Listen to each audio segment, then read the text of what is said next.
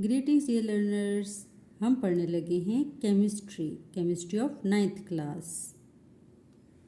So let's learn with fun.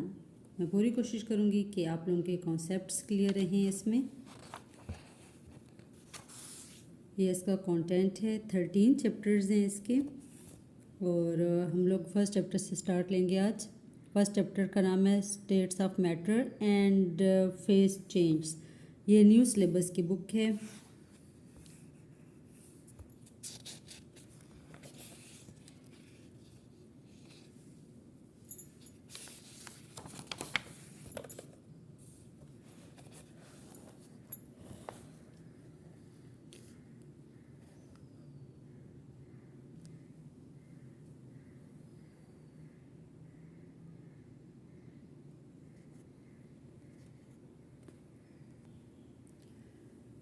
What is chemistry?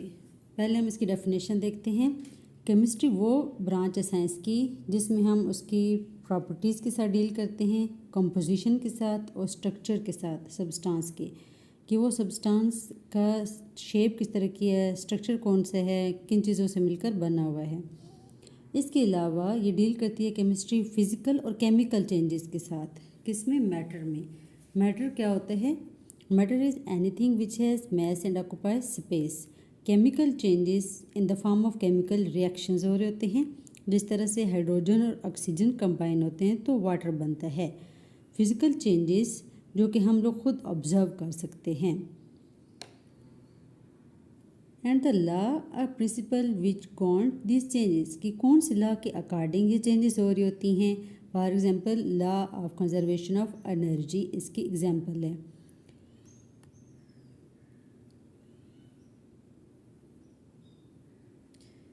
जब हम इसकी कंपोजिशन को डिटरमिन करते हैं तो उसकी वजह से हमें पता चलता है कि कौन सा एलिमेंट कितनी परसेंटेज में है और इसमें कौन से कंपाउंड्स पाए जाते हैं। As a sample of matter. Structure of matter का क्या मतलब होता है? स्ट्रक्चर ऑफ मैटर का मतलब है कि अरेंजमेंट क्या है एटम्स की मैटर के अंदर। ठीक है, यहाँ पे हमने 3 टर्म्स पढ़ी थी। देखा था कि properties, composition and structure of substances. तो वन बाय वन सबको बताया कि डिटर्मिनेशन ऑफ कंपोजिशन में क्या होता है, फिर स्ट्रक्चर का क्या मतलब है, फिर फिजिकल और केमिकल चेंजेस में बता रहे हैं कि केमिकल और फिजिकल चेंजेस की वजह से एब्जॉर्प्शन या एवोल्यूशन हो रही होती है ऑफ एनर्जी।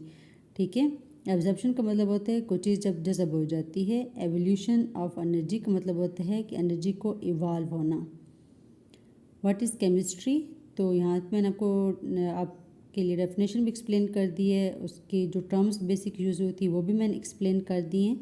अब है ब्रांचेज ऑफ केमिस्ट्री।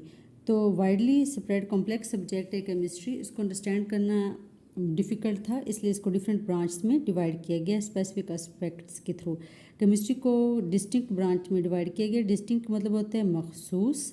ठीक है, अब ये ब्रांचेस के हैं डिस्टिंक्ट एरियाज़ ऑफ स्टडी को कवर कर रही होती हैं और साइंटिस्ट उन पे फोकस करते हैं और ब्रेक थॉट्स और एडवांसमेंट्स का बता रहे होते हैं। ब्रेक थ्रूज मतलब कि जो अचीवमेंट हो रही होती है विद टाइम, उसके बारे में हर ब्रांच बता रही होती है। अचीव, ब्रेक थ्रू और एडवांसमेंट की कौन सी जो ब्रांच है केमिस्ट्री की उसमें अब तक कितनी एडवांसमेंट हो चुकी है।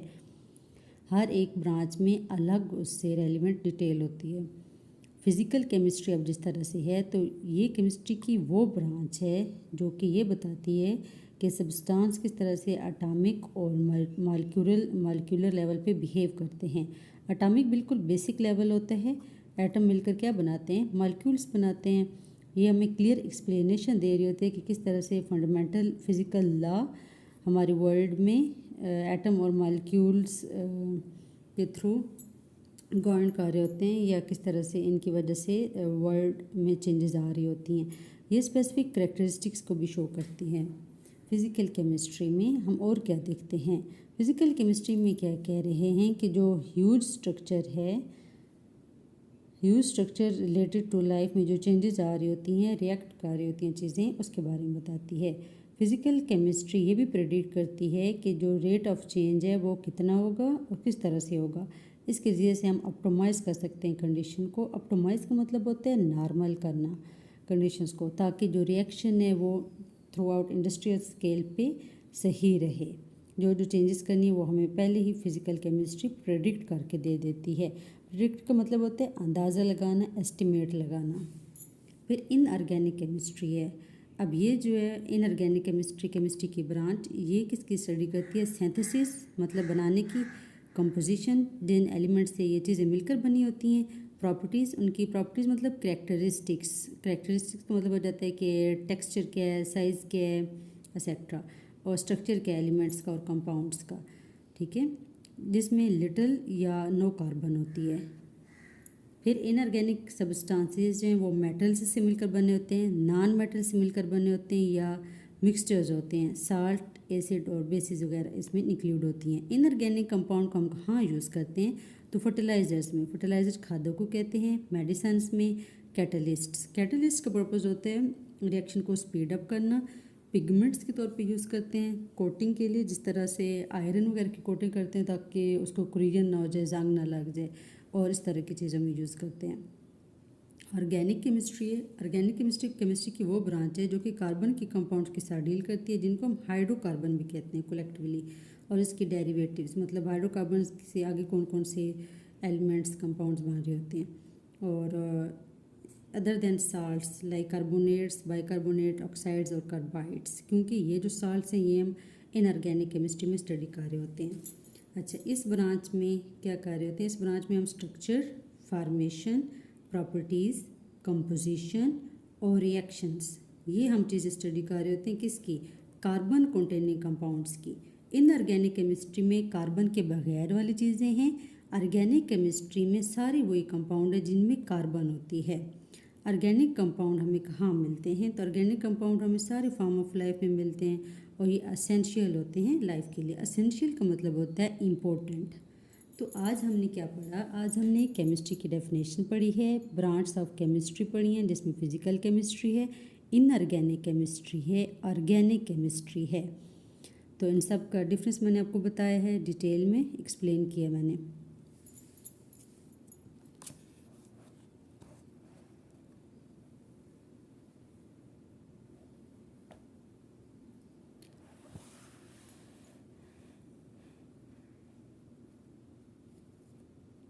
नेक्स्ट हमारे पास इन्वायरमेंटल केमिस्ट्री है।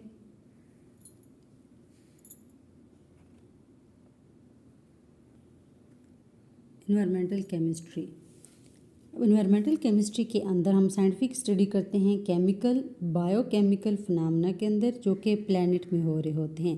केमिकल जिसमें केमिकल रिएक्शंस इन्वॉल्व होते हैं, बायोकेमिकल, बायो वर्ड हम यूज़ करते हैं लिविंग ऑर्गेनिजम्स के लिए, बायोकेमिकल, फिनोमेना मतलब कि होल प्रोसेसेस। इस सब्जेक्ट में हम क्या पढ़ते हैं एनवायरमेंटल केमिस्ट्री में? तो इसमें हम स्टडी करते हैं सोर्सेज, रिएक्शंस, इफ़ेक्ट्स और fates of chemical species in air, soil, water environments. इनका कहने का क्या मतलब है? सोर्सेज कि कहाँ से ये चीज़ें आ रही होती हैं। जिस तरह केमिकल हैं, जिस तरह प्लूटेंट्स हो जाते हैं, तो कौन सा प्लूटेंट कहाँ से आ रहा होता है। रिएक्शंस कौन कौन से रिएक्शंस हो रहे होते हैं इन्वायरमेंट में, उनके इफ़ेक्ट्स क्या हैं, और केमिकल स्पीशीज़ की फेट्स क्या होती है। एयर में जब इंक्लूड होते हैं तब कैसे रिएक्ट करते हैं, सॉइल में होते हैं, वाटर इन्वायरमेंट में होते हैं। तो इन सब की डिटेल में जब हम स्टडी करते हैं तो उसको हम इन्वायरमेंटल केमिस्ट्री का नाम देते हैं। इनके बगैर हम ये इम्पॉसिबल है कि हम जो ह्यूमंस के इफ़ेक्ट्स हैं इन्वायरमेंट पे वो हम स्टडी कर सकें, ठीक है। अच्छा, इसके अलावा ये क्या करती है? हमें हेल्प आउट करती है अंडरस्टैंड करने में काज, इफ़ेक्ट्स और उनके जो सॉल्यूशंस हैं डिफरेंट टाइप ऑफ पोल्यूशंस के। काज की वजह क्या है सोल्यूशन की? फॉर एग्जांपल कि हम ये कॉमन सी एग्जांपल ले लेते हैं ग्लोबल वार्मिंग की। तो ग्लोबल वार्मिंग की वजह क्या है? ह्यूमन बींग्स की डेली बेसिस की एक्टिविटीज़ हो रही होती हैं, इसकी वजह से एसिड्स रिलीज़ हो रहे होते हैं, केमिकल्स रिलीज़ हो रहे होते हैं, प्लूटेंट्स बन रहे होते हैं, वो इन्वायरमेंट को पोल्यूट कर रहे होते हैं। तो काजेज़ में आ जाएगा ह्यूमन की डेली बेसिस की एक्टिविटीज़, इफ़ेक्ट्स में आ जाएगा ग्लोबल वार्मिंग, और सोल्यूशन में आ जाएगा कि हम उसके जो प्लांट्स वगैरह हैं उनको हम ज़्यादा से ज़्यादा लगाएं ताकि जो कार्बन डाइऑक्साइड का लेवल अगर इंक्रीज़ हो रहा है तो प्लांट्स कार्बन डाइऑक्साइड को एब्जॉर्ब कर लेंगे ड्यूरिंग फोटोसिंथेसिस, तो उसकी वजह से कार्बन डाइऑक्साइड की डिफिशियंसी हो जाएगी, मतलब कि एनवायरनमेंट में वो नहीं जाएगी, इंक्लूड नहीं होगी ज़्यादा।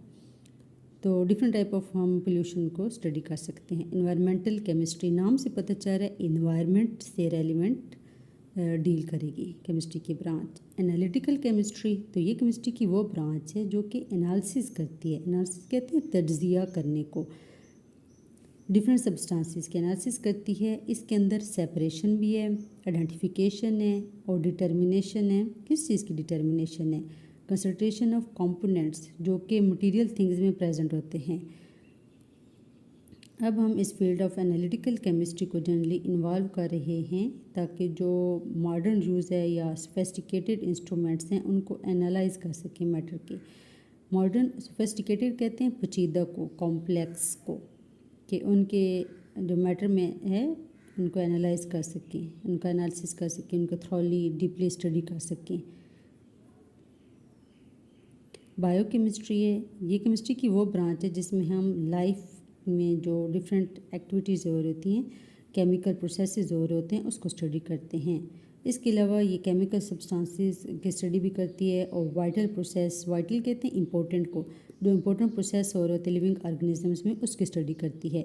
बायोकेमिस्ट्री में क्या प्रोवाइड करती है? ये हमें इंसाइट प्रोवाइड करती है किस चीज़ का? स्ट्रक्चर का, और जो फंक्शंस हो रहे होते हैं मॉलिक्यूल्स में, जिस तरह प्रोटीन्स में कौन से फंक्शंस हो रहे हैं, कार्बोहाइड्रेट्स में क्या हो रहा है, लिपिड्स में, न्यूक्लिक एसिड्स के अंदर। तो ये हमें सारा उसका एक किस्म का स्केच बना के दे देती है कि इस तरह से इनके स्ट्रक्चर भी हैं और ये इनके फंक्शंस हैं। न्यूक्लियर केमिस्ट्री है नेक्स्ट। न्यूक्लियर केमिस्ट्री डील करती है रिएक्शंस जो कि न्यूक्लियस ऑफ एन एटम में प्रेजेंट हो रहे होते हैं। जो एटम में आपको पता है कि स्मॉलेस्ट पार्टिकल होते हैं, उसके मिड में न्यूक्लियस होता है। ये डील करते हैं रेडियो एक्टिविटी के साथ, न्यूक्लियर प्रोसेसेस के साथ, और ट्रांसफॉर्मेशन जो न्यूक्लियाई की हो रही होती है उसमें। न्यूक्लियर केमिस्ट्री की भी डिफरेंट एप्लीकेशंस हैं। कहाँ एप्लीकेशंस हैं? एग्रीकल्चर में 1, point number 2 medicine, point number 3 industry, point number 4 research. तो यहाँ पे इन्होंने 4 डिफरेंट कैटेगरीज बता दी हैं जिनमें इनकी न्यूक्लियर केमिस्ट्री की एप्लीकेशंस हैं। पॉलीमर केमिस्ट्री, पॉली का मतलब होता है मैनी। पॉलीमर्स क्या होते हैं? ये लार्ज मॉलिक्यूल्स होते हैं जो कि लिंक होते हैं सीरीज ऑफ बिल्डिंग ब्लॉक्स से, छोटे छोटे से ब्लॉक्स मिलकर पॉलीमर्स बना रहे होते हैं। पॉलीमर केमिस्ट्री का फोकस होता है प्रॉपर्टीज, स्ट्रक्चर और सिंथेसिस ऑफ पॉलीमर्स पे। और मैक्रो मॉलिक्यूल्स, मैक्रो का मतलब होता है बड़े, माइक्रो का मतलब होता है small, macro mean large molecules. जो मटेरियल्स प्रेजेंट होते हैं लिविंग ऑर्गेनिजम्स में, जिसमें प्रोटीन, सेलुलोज, प्रोटीन का वर्ड हम पहले भी पढ़ चुके हैं बायोकेमिस्ट्री में। प्रोटीन, सेलुलोज प्लांट में पाया जाता है। न्यूक्लिक एसिड, ये नेचुरल अकरिंग पॉलीमर्स होते हैं। ये 3 नाम हैं, प्रोटीन, सेलुलोज, न्यूक्लिक एसिड्स। जियो केमिस्ट्री, जियो मीन अर्थ, तो study of chemical composition of earth और इसके सोर्सेज, मिनरल्स, इसको हम जियो केमिस्ट्री में स्टडी करते हैं। इसके अलावा मिनरल के जो एक्सप्लोरेशन है, जियो केमिकल प्रोसेसेस हैं, ये सब हम जियो केमिस्ट्री में स्टडी कर रहे होते हैं। इसमें मैपिंग है और एनवायरमेंटल मॉनिटरिंग में है कि किस तरह से वेदर चेंज होगा। डे टू डे रिपोर्ट को हम वेदर कहते हैं, तो वेदर की जो अपडेट वगैरह आ रही होती हैं तो इसमें भी ये असिस्ट करती है। इसके अलावा मॉनिटर करने में कि किस तरह से एनवायरनमेंट में चेंजेस आ रही हैं, कौन सी नेगेटिव चेंजेस आ रही हैं, कौन सी पॉजिटिव चेंजेस आ रही हैं। फॉरेस्ट्री में, फॉरेस्ट्री मीन्स फॉरेस्ट से ये वर्ड ड्राइव हुआ है। और मेडिकल रिसर्च में तो ये हमने देख लिया कि जियो केमिस्ट्री किस तरह से हमारे लिए बेनिफिशियल है, एडवांटेज है उसकी, क्या क्या हम उसमें स्टडी करते हैं। नेक्स्ट हमारे पास medicinal chemistry, medicinal word derived हुआ है मेडिसन से। तो मेडिसिनल केमिस्ट्री वो केमिस्ट्री की ब्रांच है जो कि ट्राई करती है डिज़ाइन करने की और सिंथेसाइज करती है मेडिसिन और ड्रग्स को जो कि बेनिफिशियल होते हैं मैनकाइंड के लिए। इसके अलावा इसमें डिस्कवरी आ जाती है, डिलीवरी, एब्जॉर्प्शन और मेटाबॉलिज्म ऑफ ड्रग्स आ जाता है इन ह्यूमन बॉडी। ये किस तरह से कोई मेडिसिन लेते हैं, ठीक है, डिस्कवर होगी, मेडिसिन बन गई, ठीक है, फिर उसको डिलीवर करते हैं, फिर ह्यूमन बींग्स पे जिस तरह से वो किस तरह से उसको एब्जॉर्ब कर रहे हैं। और मेटाबॉलिज्म मतलब कि ब्रेकडाउन वगैरह किस तरह से लिविंग ऑर्गेनिजम्स के अंदर हो रही होती है उन ड्रग्स की ह्यूमन बॉडी में। तो ये medicinal chemistry relevant to medicine है। एस्ट्रोकेमिस्ट्री में हम क्या पढ़ते हैं, ये मॉलिक्यूल्स और आइंस जो कि स्पेस में होते हैं। एस्ट्रो स्टडी ऑफ स्पेस का नाम है किस्म का। तो एस्ट्रोकेमिस्ट्री में हम क्या पढ़ते हैं, मॉलिक्यूल्स और आइंस जो कि स्पेस में हैं और इंटर स्टेलर स्पेस में हैं। इस डिसिप्लिन में हम क्या पढ़ते हैं, जो अबंडेंस और रिएक्शंस हो रहे हैं एटम, मॉलिक्यूल्स और आयंस के यूनिवर्स में, और इनका इंटरेक्शंस क्या है इन स्पीशीज़ के साथ विद रेडिएशन, किस तरह से ये चीज़ें इनको स्पेस को इफ़ेक्ट कर रही होती हैं, रेडिएशंस किस तरह से इन स्पीशीज़ को इफ़ेक्ट कर रही होती हैं, इनका क्या इंटरेक्शन है यूनिवर्स के साथ। इसकी थ्रोली स्टडी को हम एस्ट्रोकेमिस्ट्री में पढ़ते हैं। तो आज आपने 11 केमिस्ट्री की ब्रांच स्टडी की हैं। नेक्स्ट टॉपिक है हमारे पास states of matter. States of matter हम नेक्स्ट वीडियो में इंशाल्लाह देखेंगे। तब तक के लिए अल्लाह हाफिज़।